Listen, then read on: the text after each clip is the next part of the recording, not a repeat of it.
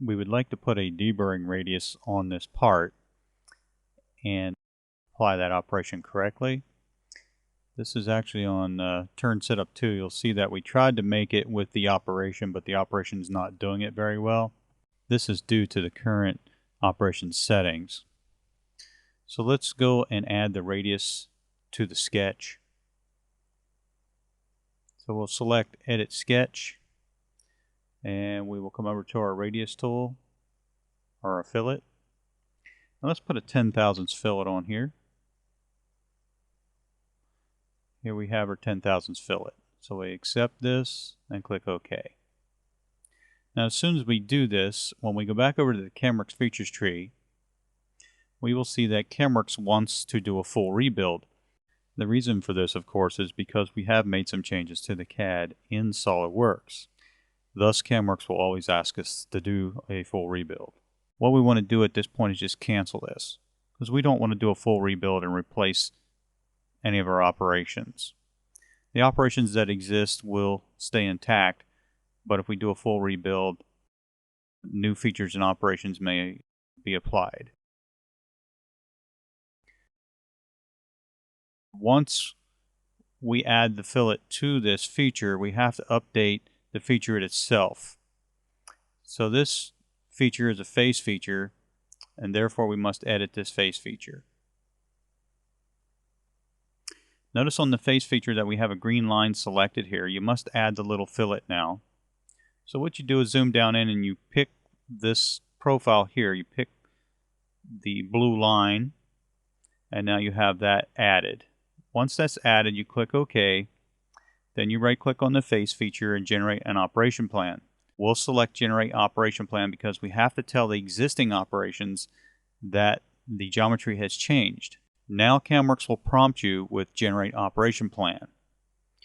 So what you want to do here is click on update. If you click regenerate, it will replace your current and existing operations. You want to click on update.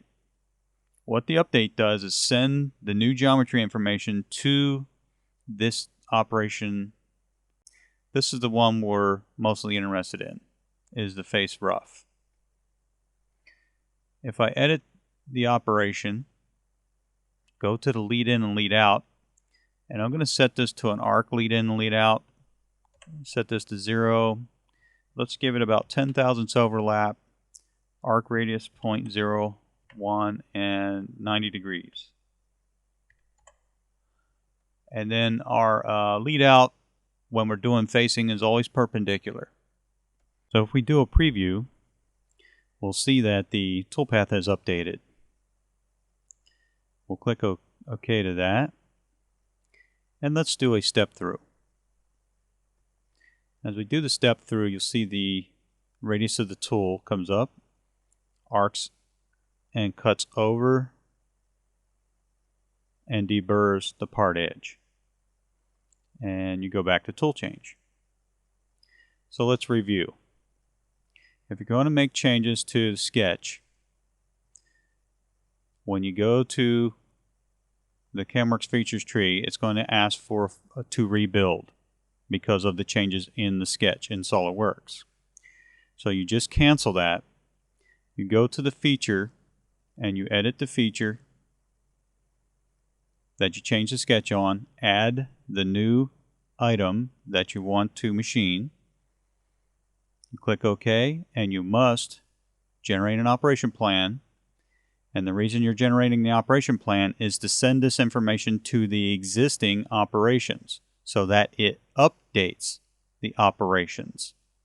If you click regenerate, you're going to pull new information from the TechDB. You may not want this, so you always use update to bring the information from the CAD to the CAM.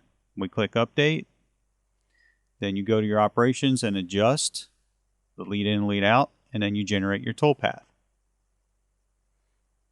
This will keep you from having to do a full rebuild. If by chance you click save on this part now and it asks this question, always do light. Do a light rebuild. Nothing will change. It'll just update the information that it has to update, and you'll be finished with adding a deburring to the corner of this part.